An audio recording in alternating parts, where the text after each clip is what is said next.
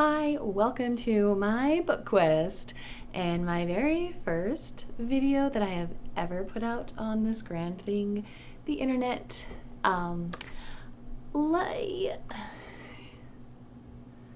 not gonna lie, I stressed about this video quite a bit. I wasn't sure if I needed to do an introduction to myself and what I'm about, or if I could just dive right in and do, a TBR or a haul or a review. And then it dawned on me, no one's gonna watch this.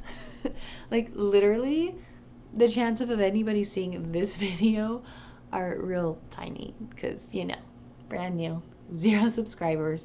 So, I was getting way more worked up about this than I should have or needed to. So, I'm gonna relax a little bit. And we're just gonna chat. Hopefully I'll keep it brief and tell you about my journey with books and how it led me to wanting to create this channel. So, I've always loved books. I've always been a pretty voracious reader. I was 13 when my brothers introduced The Wheel of Time to me, and then I think I was about 13 or 14 when I read Pride and Prejudice. And I'm gonna kind of go on a little bit of a tangent here because The Wheel of Time and Pride and Prejudice are 2 books that are really, really important in shaping me as a reader, because I'm not gonna lie, they kind of set me up for failure. I think it's because of several things I experienced with these books that now it's like so much of what I read just is disappointing and it just doesn't do it for me anymore. But okay, so let's talk about these specifically. So with The Wheel of Time, there was something so exciting about waiting with bated breath for that next novel to come out. And I would reread the series every time. So when I started reading it, book 7 had just come out, so I did a lot of rereading of The Wheel of Time. Yeah, that was when I was in high school. Definitely had more time on my hands than I do now. Yeah, I got like 2 children, young children, a 3rd one on the way. There will be no rereading multiple times of the Wheel of Time series. There will be another reread before the adaptation comes out, which I'm really excited for. But so I'm old enough to have waited for this for a really long time, but I'm also old enough to be jaded about adaptations, and so it's kind of one of those hope for the best, plan for the worst. I don't know how I feel. Anyways, so yeah, Wheel of Time is one of my all-time favorite series, and I know, I get the complaints people have about it. I understand those. Listen. I was reading that series when the slog was coming out, okay? I was waiting 2 to 3 years for a new book to come out, and I would get a new book, and nothing would happen. I remember being so frustrated waiting to find out important things, especially if I had a very specific character that I was pretty sure was coming back. And I was waiting for her to come back. I was waiting for Matt to go get her. And instead, I kept getting Perrin and Fael. And oh my goodness, did that go on and on. Okay, so just let it be known, I get the flaws. I get the weaknesses. I don't care. That series is amazing. It blows me away how intricate and how much work went into that, especially since I have kind of been dabbling in writing myself. Wow.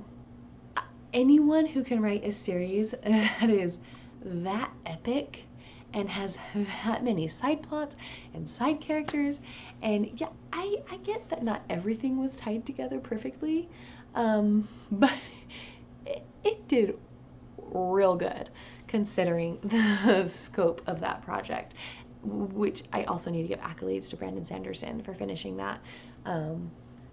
Such a daunting task. I can't even imagine.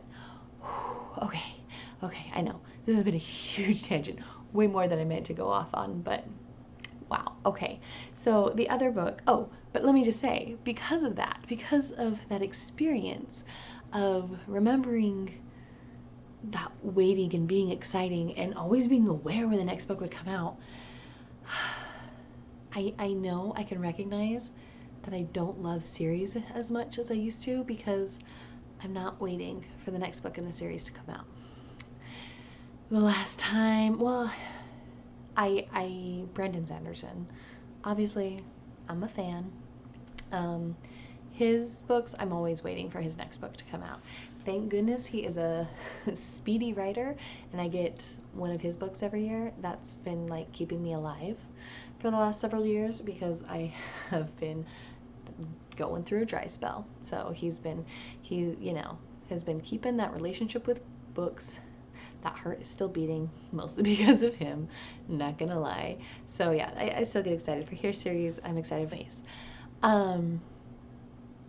I was really excited like for Hunger Games when that one came out, and Harry Potter, and I know this was a long time ago. I'm telling you, it's been a really long time since I've been excited about the last book or the next book in a series, and I miss that. I miss that excitement and waiting for it, and I just can't wait until they finish writing it. So yeah, Wheel of Time kind of set me up for that failure because I just don't get that excited anymore. But my hope is that by starting this channel, it's going to motivate me to read a lot more and to be really selective about what I choose and to be a lot more broad-minded about what I choose, to try new genres and things and new authors.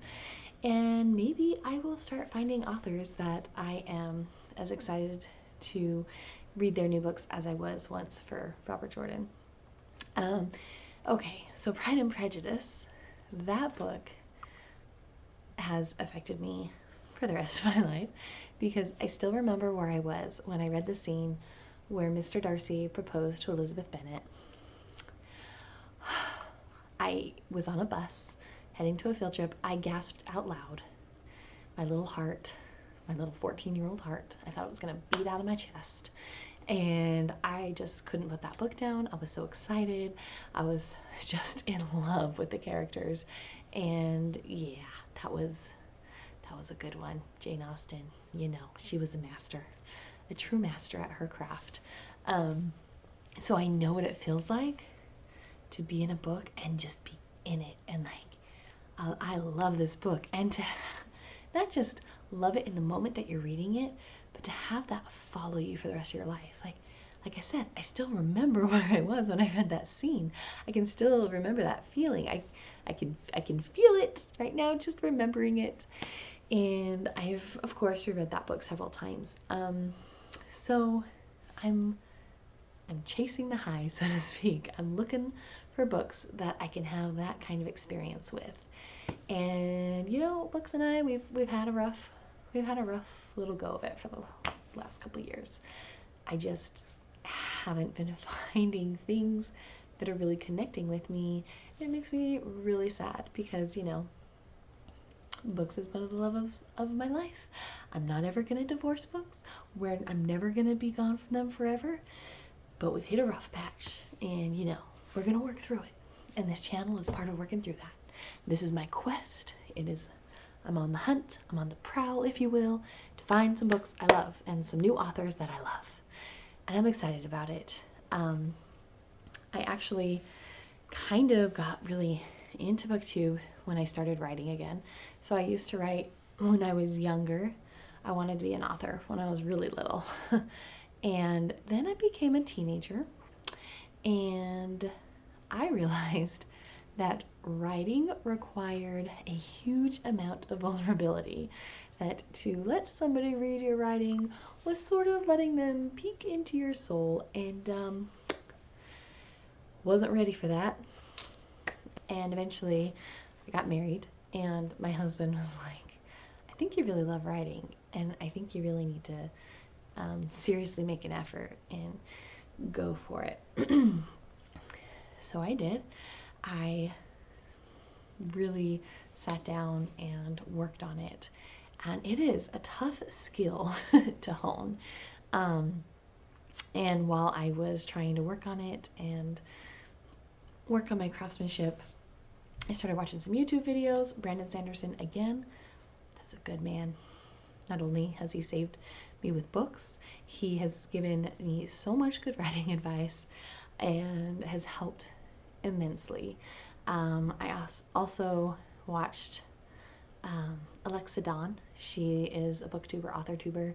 She gave really great advice that helped me a lot, and I found Murphy Napier's channel. She has this Dear Author series that I really enjoy, that I would watch to kind of help mold and form some of the things I was writing. And so when I found them as booktubers, I was like, oh, I didn't even know booktube was a thing. This is cool. Like, people just read and post reviews as a hobby. I like this hobby. This goes along really well with it. In order to be a good writer, in order to write good books, you have to read good books.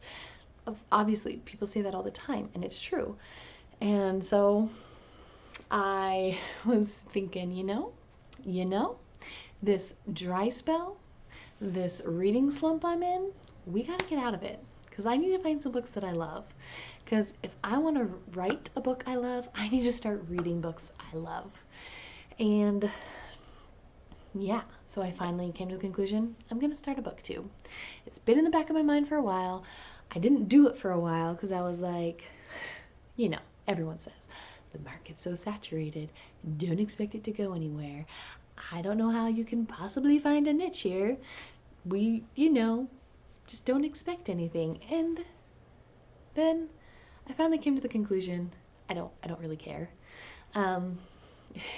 Honestly, I may never have any subscribers whatsoever, and that's okay, because this is mainly for me. On this journey, someone who was real important to me is a good friend who found out I had been writing a book, found out I had stopped during 2020, because 2020 was like mass chaos. And I told her I had actually finished the book I was writing. I had to go back and revise it. Oh, did I need to revise it? That baby needed a whole renovation, and I just wasn't in the headspace to do it yet. And she really urged me and encouraged me. I was like, I think this is a great idea. I want to read that book so much. Will you please write it? I was like, okay, we're gonna do this. And that same friend also told me about a book that she was reading with her book club.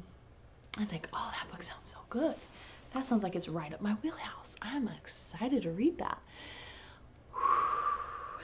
I have feelings about this book. I'm not going to tell you the name of it yet, because I'm going to do a review of it. Oh man, this book. I have a lot of things to say, and it's not a bad book. It was really well written. It's a really well respected author. That book is probably better than anything I could ever write.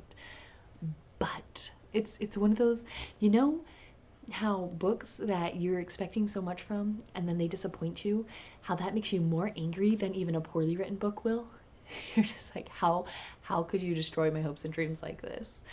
That's how I feel about that book. There is so much potential and so many things that I was hoping would happen with it, and it didn't. And I'm gonna save this rant for the actual review, but let it be known that frustration is actually what finally pushed me over the edge. I was like, I'm starting a booktube. I'm starting a booktube because there are books that I read that I get real worked up about, and I need someone to express it to.